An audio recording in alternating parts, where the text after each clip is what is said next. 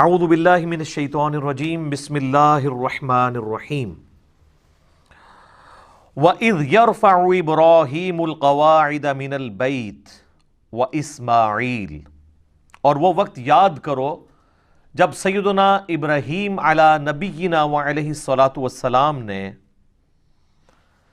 بلند کی بیت اللہ کی دیواریں، جس وقت وہ بنیادیں اٹھا رہے تھے، اور ان کے بیٹے اسماعیل بھی ان کے ساتھ تھے.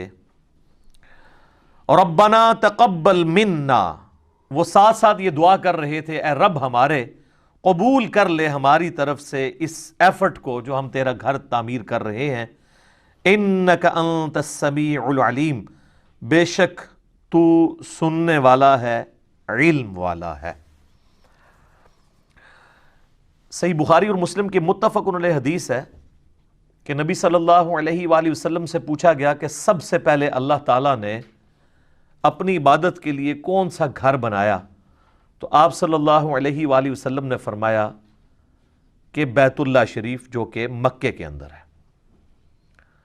اس کے بعد پوچھا گیا تو آپ نے فرمایا کہ پھر جو ایلیا کے اندر ہے، بیت المقدس یروشلم کے اندر، اس کو اللہ تعالیٰ نے مقرر کیا. پھر پوچھا گیا ان دونوں کے درمیان کتنا فاصلہ تھا؟ تو فرمایا 40 سال کا. تو جب سے پہلا انسان دنیا کے اندر موجود ہے، اللہ تعالیٰ نے اپنی عبادت کے لیے گھر مقرر کیا ہوا ہے، اور وہ بیت اللہ ہے. اس میں امپلائیڈ ہے کہ سیدنا آدم علی نبینا علیہ الصلاۃ والسلام کے مبارک زمانے میں بھی بیت اللہ ایگزسٹ کرتا تھا.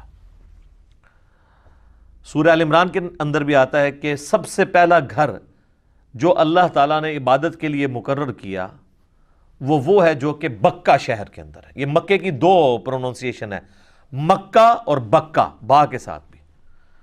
جیسے آپ کے انڈیا شہر میں ممبئی بھی ہے، اسی کو بامبے بھی کہتے ہیں، اور ممبئی بھی، میم کے ساتھ بھی اور با کے ساتھ بھی.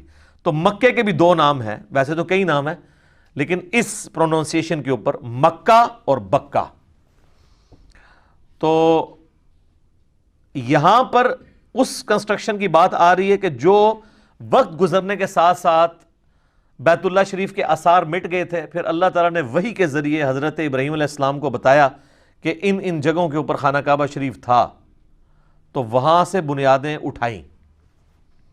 اور ان کا ذکر یہاں پر آیا ہے کہ وہ وقت یاد کرو جب ابراہیم اور ان کے بیٹے اسماعیل علیہم السلام بیت اللہ کی بنیادوں کو اٹھا رہے تھے، تو ساتھ ساتھ یہ دعا بھی کر رہے تھے، ربنا تقبل منا، اے اللہ ہماری طرف سے اسے قبول کر لے.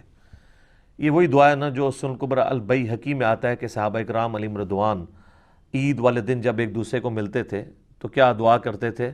تقبل اللہ منا ومنکم، یا تقبل اللہ منی ومنکا، یعنی اللہ تعالیٰ ہماری طرف سے بھی قبول کر لے، یعنی جو ہم نے رمضان کے روزے رکھے، اور تمہاری طرف سے بھی.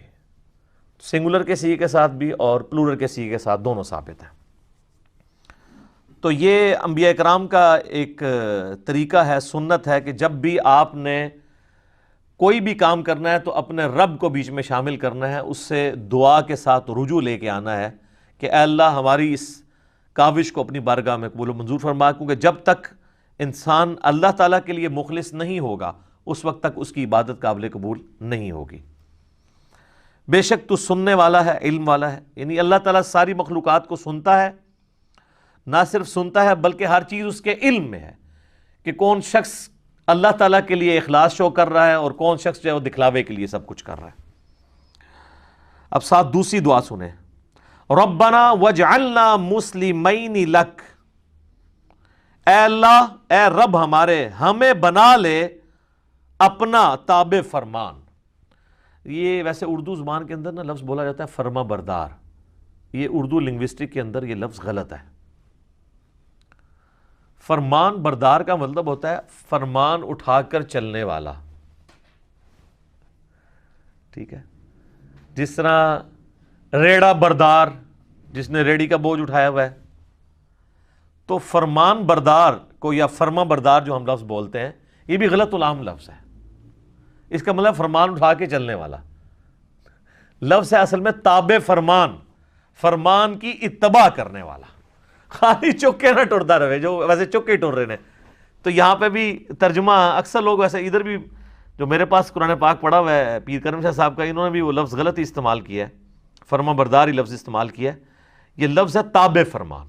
اے رب ہمارے بنا لے ہمیں اپنا تابع فرمان، وَمِن ذُرِّيَّتِنَا اور ہماری اولاد کو بھی، اُمَّةً مُسْلِمَةً لَكَ ہماری اولاد کے اندر ایسی جماعت پیدا کر دے جو تیرے ساتھ تابع فرمان ہو، مسلم ہو. دیکھیں مسلم کا لفظ کانٹینیوسلی 2 دفعہ ہے، اور یہ لفظ حضرت ابراہیم علیہ السلام کی ایک خوبی ہے جو قرآن حکیم میں جگہ جگہ آئی ہے. ما کان ابراہیم یہودیا ولا نصرانیا، ابراہیم نہ تو یہودی تھے نہ نصرانی تھے، ولیکن کان حنیفا مسلما بلکہ وہ سب سے ٹوٹ کر ایک اللہ کے ہو گئے تھے اور اللہ کے تابع فرمان تھے. وما کان من المشرکین اور مشرک نہیں تھے. مسلم کا مطلب ہوتا ہے ٹو سبمٹ یور ول، اپنی مرضی کسی اور کے سپرد کرنا. مراد یہ کہ میں تو اپنے آپ سے دستبردار ہوتا ہوں، جو تیری مرضی، اسے کہتے ہیں مسلم. بل ملت ابراہیم حنیفا وما کان من المشرکین، پیروی کرو ابراہیم علیہ السلام کی ملت کی جو مشرک نہیں تھے.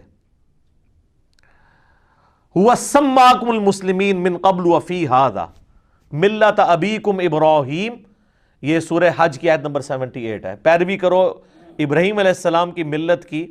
هو سماکم المسلمین، جنہوں نے تمہارا نام مسلم رکھا تھا، من قبل وفی ھذا، اس قرآن کے نزول سے پہلے بھی اور اس قرآن کے اندر بھی اللہ نے تمہارا نام کیا رکھا ہے؟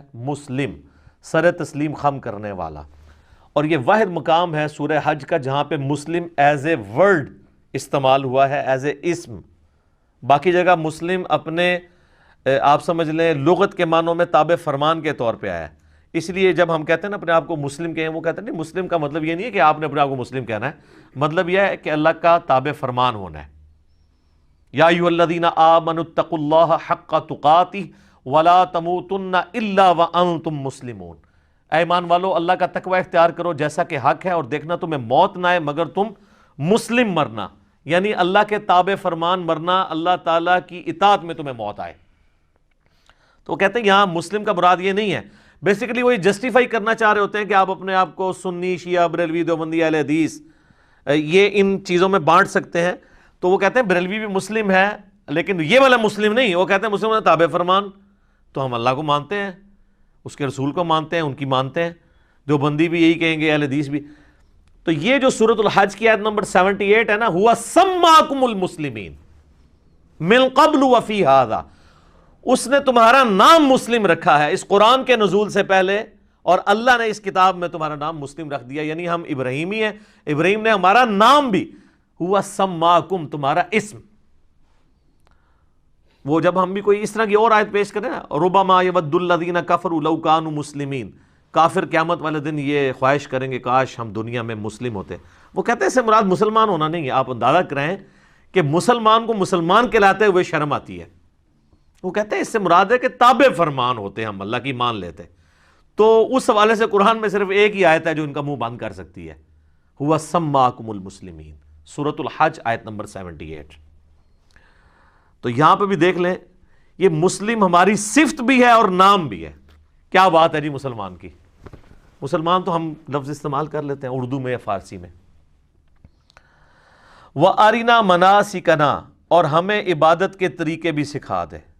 چونکہ اللہ کا گھر بنا رہے تھے تو انہوں نے کہا ہمیں عبادت کے طریقے بھی سکھا دے، اور اسی میں امپلائڈ ہے کہ حج کا طریقہ، جو لوگ آئیں گے یہ ساری چیزیں ہمیں سکھا دے. وَتُبْ عَلَيْنَا، اور ہم پر اپنی توجہ فرما. اچھا، اللہ تعالیٰ کا نام بھی ہے التواب، اور مخلوق بھی تواب ہے.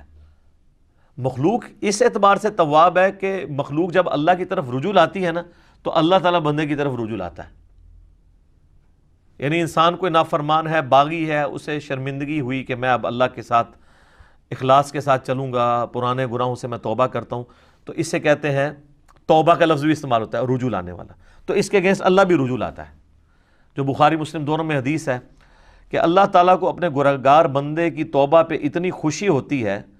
اس کو مثال سے آپ علیہ السلام نے بیان کیا کہ اگر کوئی شخص کسی ریگستان میں ہو اور اس کا سارا سامان اس کے اونٹ کے اوپر لدا ہوا ہو اور وہ تھوڑی دیر کے لیے سستائے کسی جگہ پر اور اس کی آنکھ کھلے تو وہ سارا اونٹ ساز و سامان سمیت وہاں سے غائب ہو، اور اب کئی مہینے کی مسافت کے اوپر ریگستان ہی ہے، وہ سواری تھی جو چل سکتی ہے، یہ اونٹ ہی ہے جو ریگستان میں 1 مہینے تک بغیر پانی پیے چل سکتا ہے، وہ پانی سٹور کر لیتا ہے، تو اب وہ ایک جگہ لیٹ کے اپنی موت کا انتظار کرنا شروع کر دے کہ اب تو میں بچ ہی نہیں سکتا، کیونکہ چلوں گا بھی تو ریگستان پار تو نہیں کر سکتا۔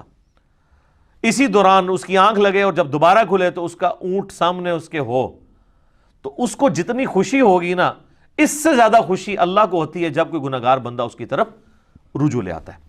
استغفر اللہ الذی لا الہ الا ہو الحی القیوم واتوب الیہ۔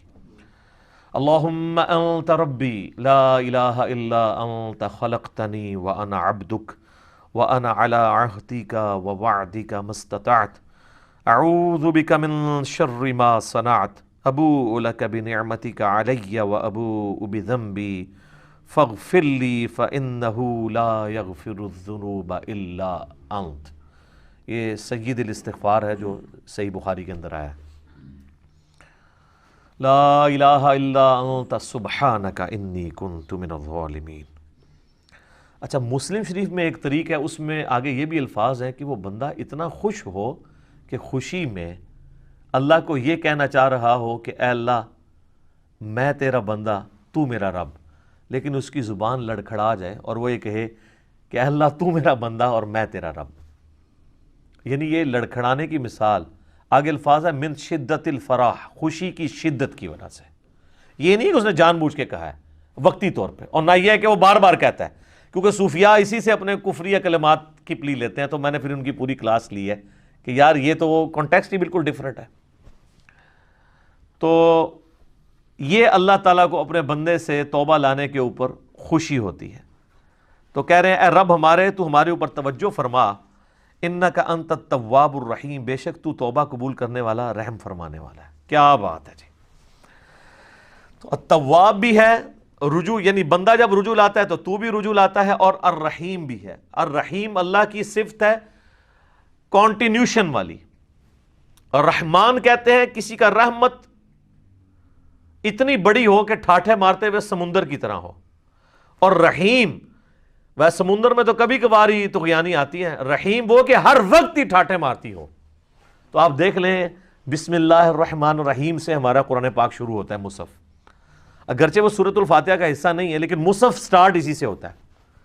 اللہ الرحمن بھی ہے اور الرحیم بھی ہے، اس کی رحمت ٹھاٹھے مارتے ہوئے سمندر کی طرح ہے اور کنٹینیوشن کے ساتھ ہے۔ سمندر میں تو کبھی کبھی اس طرح جوش آتا ہے، اللہ کی رحمت ہر وقت جوش میں رہتی ہے۔